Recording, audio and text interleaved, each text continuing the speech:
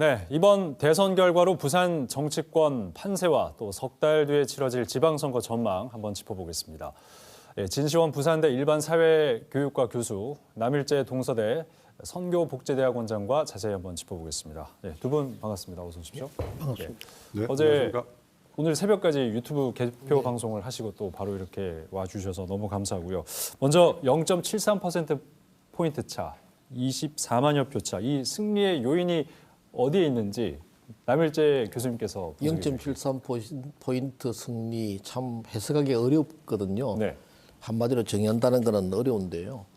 뭐니 해도 여전히 문재인 정부의 정책, 특히 부동산 정책 실패에 대한 국민적 심판, 정권 교체에 대한 바람이 그 어느 때보다 컸다고 하는 것을 뺄 수는 없겠죠.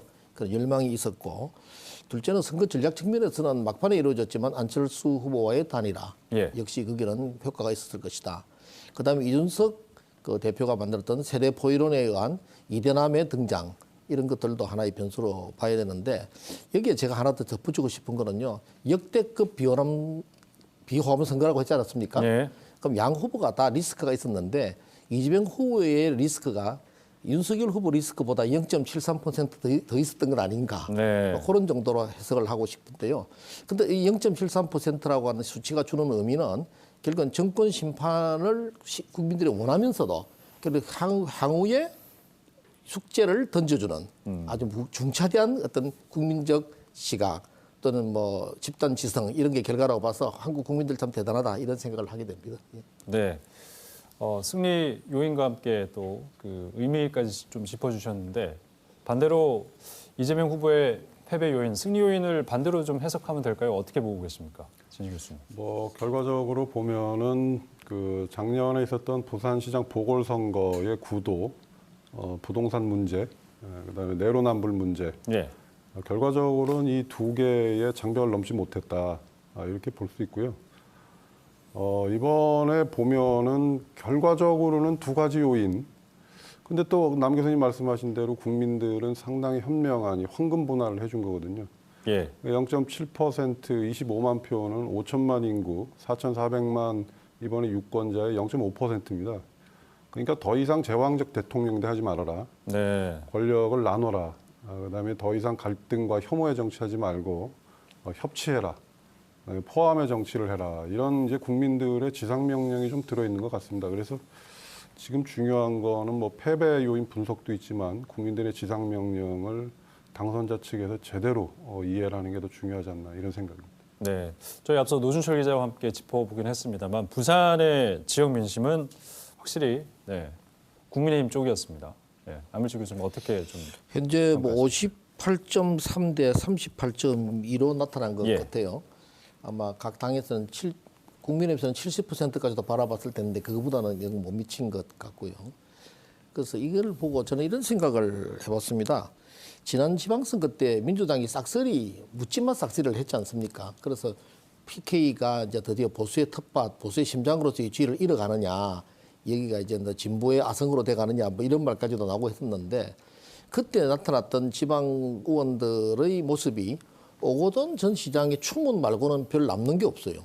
아무것도 없다는 그것들에서 다시 보수 정치로 회귀하고 싶은 시민들의 욕구는 굉장히 강하게 나타났고 그것이 박형준 전 시장의 이제 재등장으로 마무리가 됐는데요. 그런 것들이 계속 이어지는 선상에서 부산이 역시 이길 수밖에 없었던 거 아니냐 이렇게 보고요. 부산은 여전히 보수의 심장이다. 부산은 보수 정치의 자존심이다. 하는 것들이 시민의 마음이었는데 다만 이 대목에서 짚고 넘어갈 점은 여전히 60%를 채 못 얻었다. 58.3 정도밖에 못 얻었다고 하는 이 측면은 부산 시민이 역시 그 고질적 지역 구도에서 어느 정도 탈피하려고 하는 그런 의도도 여기 있는 거 아닌가.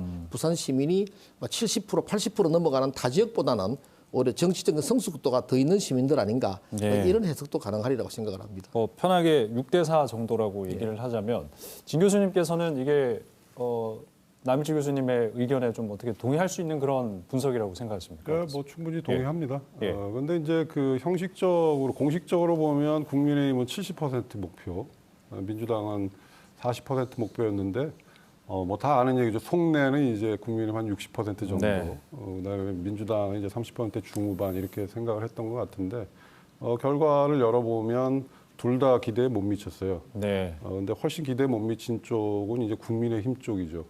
그래서 민주당으로서는 지난번 그 보궐선거에서 얻었던 34%보다는 높은 38%를 얻은 것이거든요. 예. 그래서 이 대선에서 패배한 이 어려움, 어찌 보면 상당히 어둠 속인데 어두운 상황에서도 일종의 38%라는 약진을 보여줬기 때문에 그리고 전통적인 40% 민주당 지지층의 지지율에 거의 육박했거든요. 예. 그래서 이 어두움 속에서도 일종의 희망을 보지 않았나. 그래서 지방선거를 위한 일종의 좀 교두보를 확보한 의미가 있어 보입니다. 그래서 그 부분은 민주당으로서는 희망의 불씨를 좀 붙잡고 있을 수 있지 않겠나 이런 생각이 듭니다. 네. 타 지역에 비해서 부산이 압도적인 어떤 윤석열 후보에 대한 지지를 나타내지는 않았지 않습니까? 그러면 이제 앞으로 향후 부산 정치권의 이 윤석열 후보의 당선 어떤 식으로 좀 영향이 있을지 거기에 대해 분석을 또 해주시죠. 방금 말씀하신 대로 예. 부산 시민들의 60%는 여전히 보수 정치의 회귀를 원하고 있다. 또 지난 민주당 정부의 싹쓸이 지방 의원들, 지방 자치단체장에 대한 아쉬움이 많이 남아 있다. 예. 이렇게 본다면 이번 선거는 대거 물갈이가 되지 않겠는가? 국민의힘 후보들이 약진하지 않겠는가? 이렇게 이제 봐지거든요. 그러니까 앞으로 그렇게 된다면 국민의힘 쪽으로는 많은 이제 또 인재들이 모이게 될 것 같아요. 그래서 공천 과정에서부터 뜨거울 것이고 예. 저는 좌우간 지난 그 민주당 싹쓸이 지방선거에 대응되는 정도의 일대 바람이 있을 것이다. 아주 뜨거운 바람이 불어올 것이다. 이렇게 생각을 합니다. 예. 그 6월 1일 지방선거 전망을 해주신 거죠. 네. 예. 어떻게 보십니까? 대거 물갈이가 될 것이다라고 전망을 하셨는데요. 좀 전에 말씀드렸지만은 뭐 민주당으로서는 그렇게까지 어둠 속에 있는 것만은 아니다. 왜냐하면 30%대 후반대를 확보했기 때문에 네. 좀 더 그 반등의 여지가 있다고 보고요. 좀 이런 상황으로 비유할 수 있을 것 같아요. 그러니까는 어찌 보면은 산사태급은 아니다. 민주당이 보기에는. 네. 그래서 일종의 급류는 확실한데 산사태급은 아니다. 그래서 다시 한번 반등의 기회는 있을 것 같고, 그다음에 지금 그 시의회라든지 그다음에 구의회, 구의원들, 시의원, 구의원분들이 다수가 아닙니까 민주당이?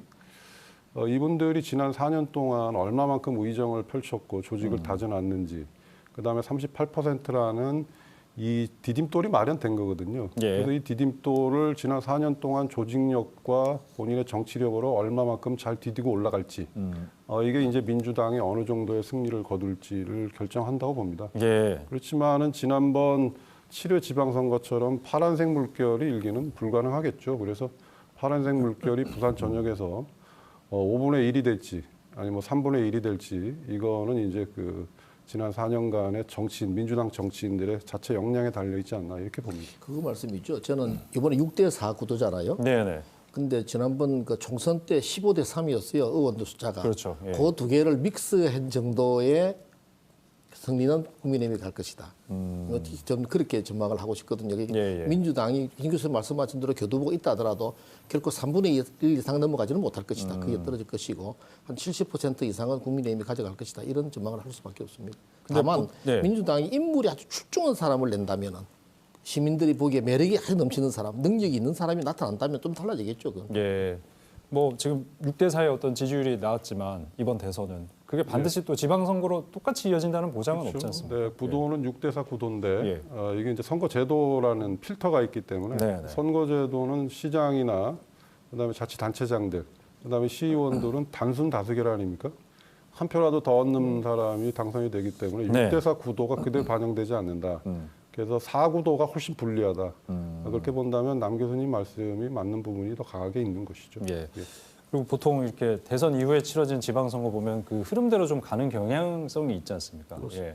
그 부분에 대해서도 또 국민의힘 즉 보수 측에서는 좀 기대를 할 것 같습니다. 많이 기대를 해야 되겠죠. 지금 뭐 부산 경제도 어둡고 시장에 대한 추문도 있었고 네. 또 새 시장에 대한 기대도 있고 또 새 대통령에 대한 기대도 있는데 이런 걸 다 묶어가지고 부산의 경제라든지 시민들의 마음을 아우를 수 있는 그런 기대하니까 네. 새 대통령과 어울러서 같이 할 수 있는 그런 사람들을 이번에 좀 모셔야 되겠다 이런 마음이 국민들에게 있을 거예요 분명히. 예. 그런 측면을 국민의힘이 잘 이용해야 될 겁니다. 네, 한 석 달 가량 남았는데 또 두 분을 통해서 저희가 지방선거 관련한 다양한 그런 의견들 앞으로 계속 들을 수 있으면 좋겠습니다. 네, 감사합니다. 고맙습니다. 네, 감사합니다.